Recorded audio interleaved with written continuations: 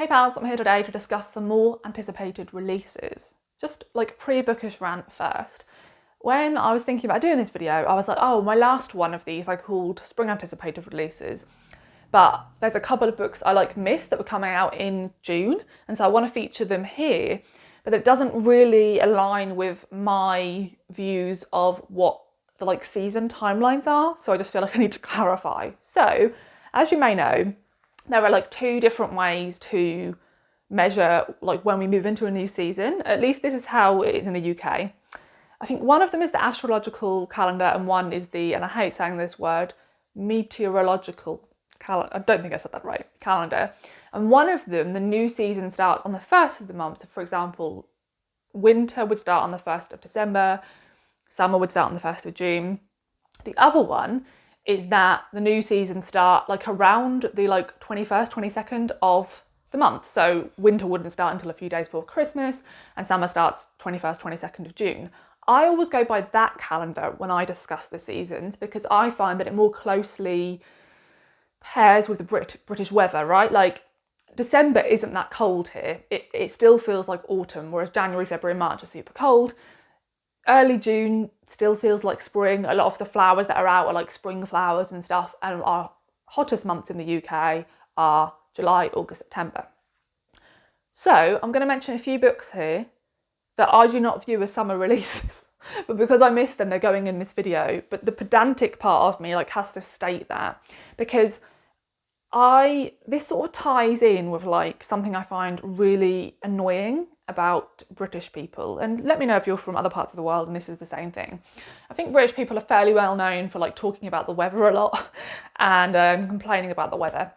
Now I'm at least consistent, right? Because I complain loads in the summer. If you've watched this channel for any length of time, you know I hate the heat. I complain loads, even when it's 19 degrees Celsius, which is nothing compared to what some people live with. I complain.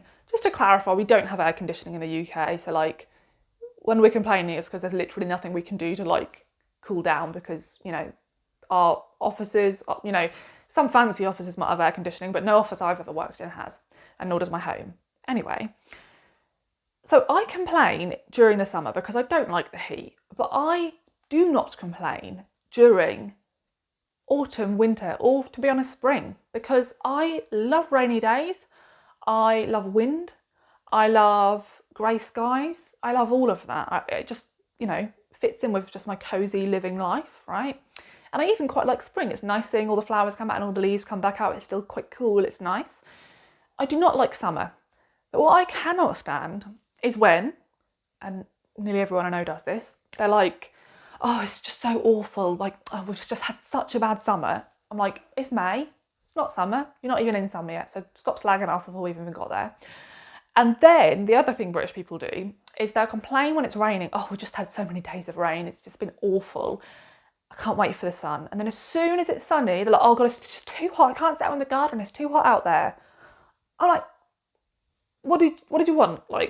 What will make you happy? Because none of these, you seem to just be complaining about anything. So yeah, this is that time of year when I just have to bite my tongue a lot because people say stuff like that all the time and it's very annoying. So yeah, that's completely unbook related. Just needed to get off my chest today, it would appear. So the books, I have quite a few books here that are from authors who I've previously really enjoyed books from. So I have put quite a few of these on pre-order. I have quite a few on hold at the library. And then I think 3 or 4 of them the library hadn't purchased yet. So I've asked my library to purchase them. And actually the last lot of books I did that with, which I did for my spring anticipated releases, they bought every single one. So whoever is fulfilling my requests at the library, thank you very much. So the books, the one that I definitely missed, definitely comes out in May, in spring, whatever way you look at it, at least in the Northern Hemisphere, is The House of Doors by Tan Tuan Eng. So I have this on hold at the library. Hopefully I will receive it soon. I completely missed that this author had a new book out. So he had a couple of books come out a long time ago, more than 10 years ago, because I read them before I had the channel. I really enjoyed them. I haven't read them since, although I did include one of them in a reread TBR video, which I'll link above. And I've been checking throughout the years and being like, God, maybe he'll just never write another book. And then I think someone mentioned in the comments to me that he has this new book coming out, and I was like, great. So I've requested it at the library because it's been so long since I read his previous books. I'm not confident enough that I'd still enjoy them to like purchase this. I don't want to take the risk. So I've requested it. And funnily enough, I haven't actually looked up what this book is about. So shall we find out? It says, it is 1921 and at Cassowary House in the Strait settlement of Penang, Robert Hamlin is a well-to-do lawyer and his steely wife Leslie a society hostess. Their lives are invigorated when Willie, an old friend of Robert's, comes to stay. Willie Somerset Maugham is one of the greatest writers of his day. Okay. I'm never a massive fan of when a book has like a writer in it. I've heard of quite a few novels recently that have been like a retelling of a writer's life. Just because like, I don't even know if I've read any Somerset Maugham, I may have done, but I don't know enough about them to like be pulled to their story. Having said that, I've scanned the rest and it does sound interesting. It says, as Willie prepares to leave and faces demons, Leslie confides secrets of her own, including how she came to know the charismatic Dr. Sun Yat-sen, a revolutionary fighting to overthrow the imperial dynasty of China. It says this is a masterful novel of public morality and private truth a century ago, based on real events, is a drama of love and betrayal under the shadows of empire. Sounds pretty epic. What I remember of this author's books are they always comment on the British Empire, and they usually focus on people who are somewhat conflicted in terms of their part in the British Empire. So yeah, I think I'm very much looking forward to that and intrigued. And the next one is my most anticipated release of this year. I'm so excited about it and I'm gonna go in the bookshop the day it arrives to pick it up. Because I find when I pre-order books online, they arrive a couple of days after the release date, which I do not want. So I need to double check if there's a way I can pre-order this book online for collection. That's what I'm gonna do. And that is Tell Me What I Am by Una Mannion. Now, a subscriber definitely did tell me about this book, so thank you very much. I previously read this author's debut novel, Crooked Tree, and absolutely loved it. And so, again, didn't need to know what this one is about. Can't wait to read it, but it sounds great. The author, her previous book was sort of like a literary thriller / mystery, and this sounds even more sort of thrillerish. So, it is about a woman who disappears in 2004 and she leaves behind a daughter and a sister. Her sister then raises her daughter and sort of learns never to ask about her absent mother. But then it says, over 14 years, 400 miles apart, these two women slowly begin to unearth the secrets and lies at the heart of their family and the history of power and control that has shaped them both in such different ways. What really happened to Dina Garvey? So yeah, sounds very intriguing. It reminds me a little bit of Liz Moore's most recent novel.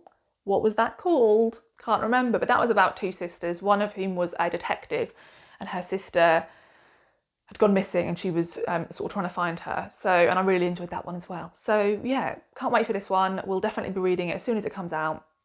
Very excited. The next one comes out on the 8th of June. And to be honest, I saw this title, saw the cover and just knew I had to read it because this is the sort of thing I'm really interested in. This is the only non-fiction book on the list. I find it really difficult to find out about non-fiction releases. So I do read a fair amount of non-fiction, not as much as I would like to, but I usually catch up with them sort of after the event rather than having them on pre-order. But I have this one requested from the library, and that is Rural, The Lives of the Working Class Countryside by Rebecca Smith. I really love books, or I'm really interested in books that talk about working class people and people who live in rural areas, because I sort of have an experience with both of those things. In the UK in particular, I read a lot of non-fiction that is based on sort of social issues that are US focused. I just think they get picked up a lot more than books in the UK do. And so whenever I hear about a book like this coming out in the UK, I am very interested in it. I believe you find out about the author's own family, who were foresters, miners, mill workers, and builders of reservoirs and the Manchester Ship Canal. And as she looks through these experiences, she looks through these type of professions and how these rural working class professions and sort of worlds surrounding those professions have changed over the years. Can't wait to read it. It says, this is a book for anyone who loves and longs for the countryside, whose family owes something to a bygone trade, or who is interested in the future of rural Britain. I always think this is interesting to like hear more about what like generations before us, what their experiences might have been in certain professions. So there you go. Also on the 8th of June, we have Mrs. S by Kay Patrick. I think we're going to see a lot of people talking about this book because it sounds absolutely amazing. So it says, powerfully sensual and sublimely stylish, Mrs. S is a tale of queer love that smoulders with the heat of the summer. In an elite English boarding school, where the girls kiss the marble statue of the famous dead author who used to walk the halls, a young Australian woman arrives to take up their antiquated role of matron. Within this landscape of immense privilege, in which the girls can sense the slightest weakness in those around them, she finds herself unsure of her role, her accent and her body. Then she meets the headmaster's wife and they start this illicit love affair. It says, as the summer begins to fade, both women know that a choice must be made. Kay Patrick's portrait of the butch experience is revelatory, exploring the contested terrain of our bodies, our desires, and the constraints society places around both. Can't wait.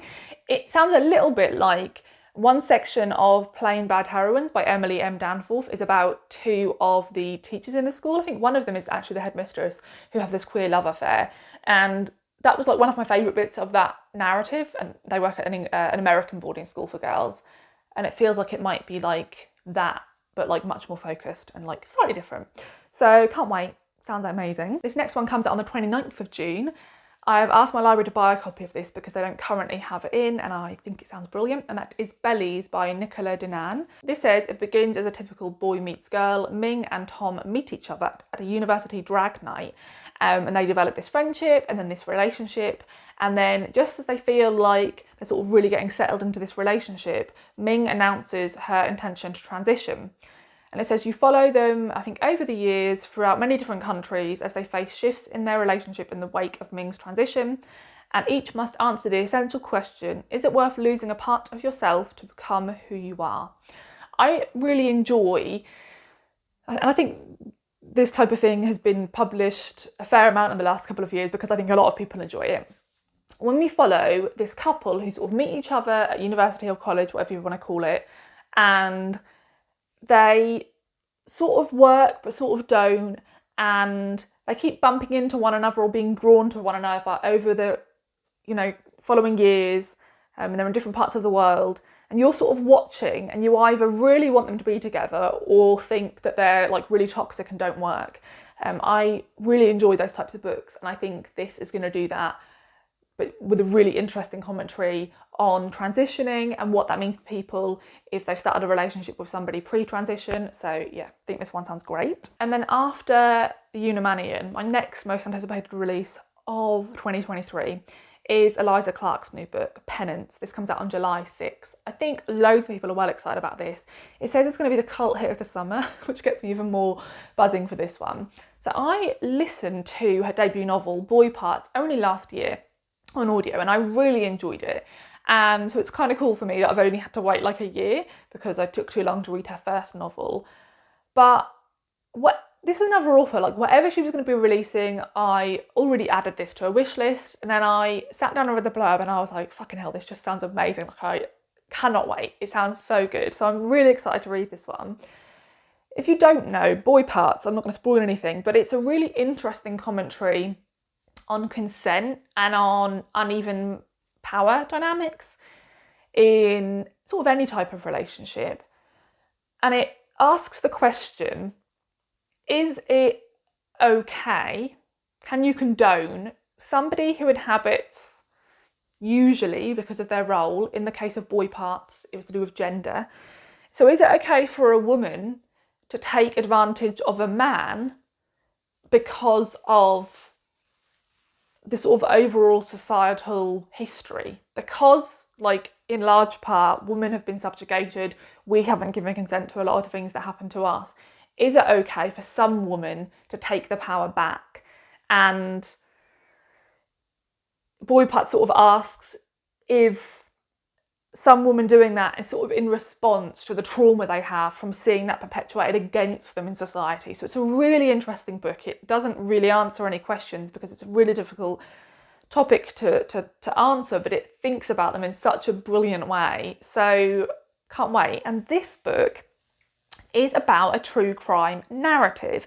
It says it's been nearly a decade since the horrifying murder of 16-year-old Joan Wilson rocked Crow-on-Sea, and the events of that terrible night are now being published for the first time. That story is Penance, a dizzying feat of masterful storytelling where Eliza Clark manoeuvres us through accounts from the inhabitants of this small seaside town.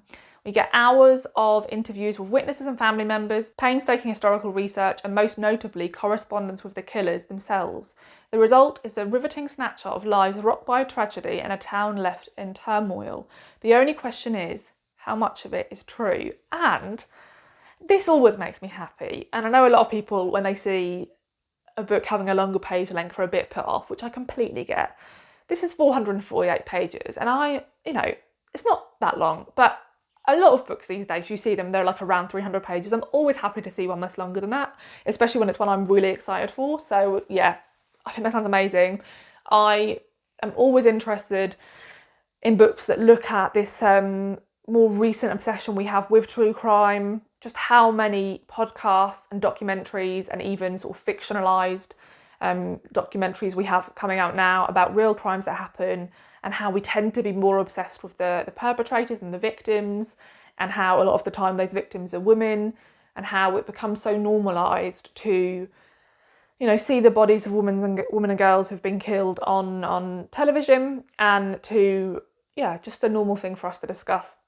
And so I'm always really interested in books that delve into that, and I feel like, I was going to say we're in safe hands with Eliza Clark, but I don't know if safe is the word, because I don't feel like her work is safe at all. I think we're in hands that will handle the situation appropriately whilst challenging us, and I think that's exciting. The next one comes out on the 13th of July, and that is Ordinary Human Failings by Megan Nolan. Again, one I'm going to pick up on the day of release. I really enjoyed her previous novel, Acts of Desperation. Very triggering read in a lot of ways. Really deals with a really toxic relationship, self-harm, eating disorder. So it's a hard book to read, but I think as soon as I read it, I just knew I had to follow this author's work. And this one sounds really intriguing as well. I feel like a lot of the books I'm putting on this list have an element of mystery to them. And I really enjoy books like this. So if you're watching this video and thinking, this book I've read recently, or whenever you read it, sounds like all of those type of books, let me know, because I may not have read them. So this is set in 1990 in London, and we're following a man who was trying to really build his career as a journalist. It says that he stumbles across a story of a dead child on a London estate, grieving parents loved across the neighbourhood, and the finger of suspicion points at one reclusive family of Irish immigrants and banned apples. And at the heart of that family sits a woman who we follow, and it says there's nowhere else for her to go and no chance to escape. Now, with the police closing in on a suspect and the tabloids hunting their monster, she must confront the secrets and silences that have trapped her family for so many generations. So again, discussing, a power imbalance. We have this man in the role of a journalist, sort of trying to seek things out about this family, which, that type of journalism is always pretty sordid, isn't it? So I think it's going to be a really interesting discussion about what that'll mean for a character like Hamel, and I am just intrigued to see what Megan Nolan does with this type of story. Then on the 13th of July, we have Before We Were Innocent by Ella Berman. This one sounds really intriguing as well. It says that 10 years ago, there was this summer holiday in Greece. One of the friends died, and two of her friends were cleared of any wrongdoing to do with her death, but the media never really cleared them. The media always thought they were guilty. So it's now 10 years later, and one of those friends has just been involved in a situation in LA that looks very similar to what happened when they were on a holiday in Greece. So she calls the other woman who was accused alongside her and asks for an alibi, and she says, "You owe me." And it's about what happens with those two, and about how can you truly retain your innocence when the world wants you to be guilty. So I think that sounds really intriguing. Also on the 13th, we have Pet by Catherine Chidgey. This is really interesting because last year maybe it was longer ago than that, the author had a book called Remote Sympathy come out that I really like the sound of. I think it might have been longlisted for the Women's Prize, and I meant to read it and just haven't got around to it. This is the author's next novel, and it sounds so different that I'm quite surprised it's from the same author. But as you probably know if you've watched my channel for any longer time, I love books from the perspective of young girls, and I don't think I've included one yet in this video, so I can't have a video go past without me mentioning one. So this is set in New Zealand in the 1980s, and we are following 12-year-old Justine. She is drawn to her new glamorous teacher and longs to be her pet. But it says a thief starts to target the school, and it says Justine has this sense that something isn't quite right. With each twist of the plot, this gripping story of deception and the corrosive power of guilt takes a yet darker turn. It says, this probes themes of racism, misogyny, and the oppressive reaches of Catholicism. Pet will take a rightful place next to other classic portraits of childhood betrayals. So yeah, again, can't wait. Honestly, this list may as well be like the most amazing sounding books of all time, because I'm very excited for all of these. And then moving forward to the 3rd of August, we have the beautifully titled I Will Greet the Sun Again by Kashaya J. Kebashani. This sounds really interesting and different to all the other books I mentioned, which seem to all be focused on women and girls. In this novel, we follow these 3 brothers who leave Los Angeles in the dead of night for Iran because they've been taken by their father from their mother. And he takes them to this ancestral home that they barely recognise, and it says they return to LA months later, changed by the experience. And we follow the 3 of them, but in particular I think we follow the youngest brother as he begins to piece together a childhood shattered by his father's violence, a queer adolescence marked by a shy secret love affair with a boy he meets on the basketball court, and his ever-changing status as a Muslim in America at the turn of a new millennium. I think that sounds like wonderful and heartbreaking, so very much looking forward to that one. Then on the 17th of August, we have Fane by Anne-Marie MacDonald. Now, I believe this author is a Canadian author, and I've been interested in her other books and I've meant to pick one up. This one is 736 pages, which really excites me and makes me want to read it. I have a bit more trepidation when adding this one to the list, not because of the length, but because it sounds very gothic in a way that could really work or could lean so far as to be like a little bit cheesy. But I'm hoping it's, erring on the side of really working. It says that Fane is a vast moated castle which lies to the misty southern border of Scotland, ruled by the Lord Henry Bell, 17th Baron of the DC de Fane, peer of Her Majesty's realm of the United Kingdom of Great Britain and Ireland. Mysterious Lord Bell keeps to his dreams by day, appearing briefly at night to dote over his beloved and peculiarly gifted child. But even with all her gifts, intelligence, wit and strength of character, can Charlotte overcome the violently strict boundaries of contemporary society and establish her own place in the world? I mean, pretty much all I needed was set in a Scottish castle about a young girl. But I've also heard great things about this author, like I said. And yeah, the page count there makes me think this story is going to be so much bigger than what that blurb makes it sound like, because I think for a book to sustain that many pages, it probably has to have a decent amount of plot to it, so I'm intrigued. And then lastly, on the 7th of September, and probably on nearly everyone's list, we have The Fraud by Sadie Smith. How many of Sadie Smith's books have I read? Quite a few. I read White Teeth and On Beauty many years ago, probably 12 years ago. I've also read NW.